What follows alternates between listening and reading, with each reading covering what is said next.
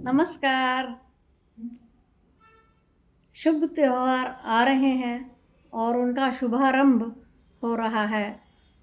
शुभम करोति कल्याणम आरोग्यम धन संपदा शत्रुबुद्धिर्विनाशाय दीपज्योति नमोस्तुते। धन्वंतरी जयंती, नरक चतुर्दशी और दीपावली, यम द्वितीया, गोवर्धन पूजा, इतने सारे त्यौहार इकट्ठे आते हैं और उसके बाद छठ पूजा, जिसमें छठ मैया की पूजा होती है। तो इसका जो शुभारंभ है हम धनतेरस से मानते हैं। तो हम ये जानने का आज प्रयास करेंगे कि आखिर धनतेरस का क्या अर्थ है और ये हम भारतीय संस्कृति और सनातन धर्म के परिवेश में किस प्रकार से जानते हैं। धनतेरस केवल धन को इकट्ठा करने का दिन नहीं है, ये आरोग्य दिवस के रूप में, भारतीय आयुर्वेद दिवस के रूप में भी मनाया जाता है, क्योंकि इस दिन धन्वंतरी जयंती भी होती है, जो आयुर्वेद के जनक हैं, भगवान विष्णु के अवतार माने जाते हैं। जब समुद्र मंथन हुआ था तो ये विष्णु के भगवान के अवतार के रूप में अमृत कलश लेकर उपस्थित हुए थे और उस अमृत कलश में आयुर्वेद का प्रादुर्भाव हुआ। आयुर्वेद का अर्थ है आयु का विज्ञान। तो केवल ये धन संपत्ति से संबंधित ना होकर स्वास्थ्य से संबंधित है, और स्वास्थ्य से संबंधित जो स्वस्थ होगा वो ही प्रसन्न होगा। आरोग्यम परमम धनम। इसलिए इस दिन को हम आरोग्य दिवस, और समझिए कि यूँ कहें धन्वंतरी जयंती और भारतीय आयुर्वेद दिवस के रूप में ये जाना जाता है।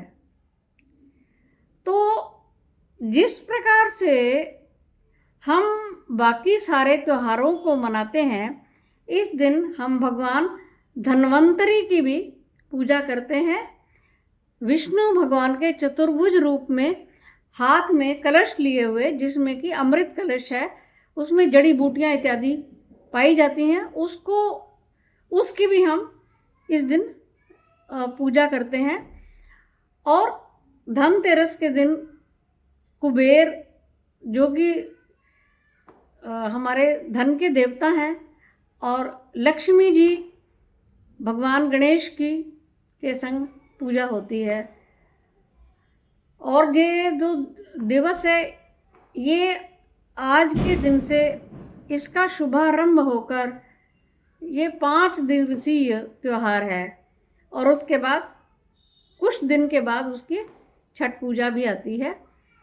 इन सारे त्योहारों का जो समुच्चय है वो दीपावली का एक रूप है, जिस दिन, जैसे एक कथानक ये भी है कि भगवान राम जब 14 वर्ष के वनवास के पश्चात वो आए थे, अयोध्या लौट कर आए, तो अयोध्या वासियों ने घी के दिए जलाकर भगवान राम का स्वागत किया।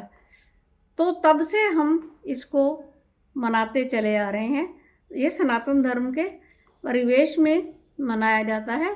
और जो गणेश लक्ष्मी की पूजा है वो कथानक पौराणिक है, और वो अनादिकाल से चला आ रहा है। हमें उसकी तिथियां ज्ञात नहीं हैं। जैसे कि आजकल के जो कम्युनिस्ट विचारधारा के लोग हैं, वो तो यहाँ तक कह देते हैं कि वेद 1500 साल पुराने, या 2000 साल पुराने, या 3000 साल पुराने हैं, पर ऐसा तो नहीं है।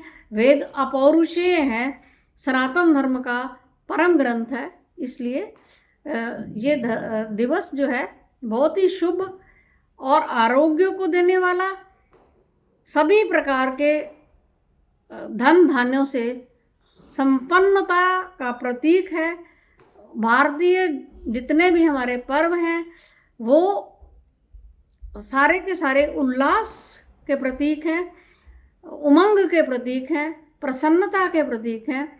ये केवल हमारी शारीरिक प्रसन्नता नहीं, आत्मिक प्रसन्नता, मानसिक प्रसन्नता, मानसिक स्वास्थ्य और शारीरिक स्वास्थ्य, इन सबको मिलाकर है। नमस्कार।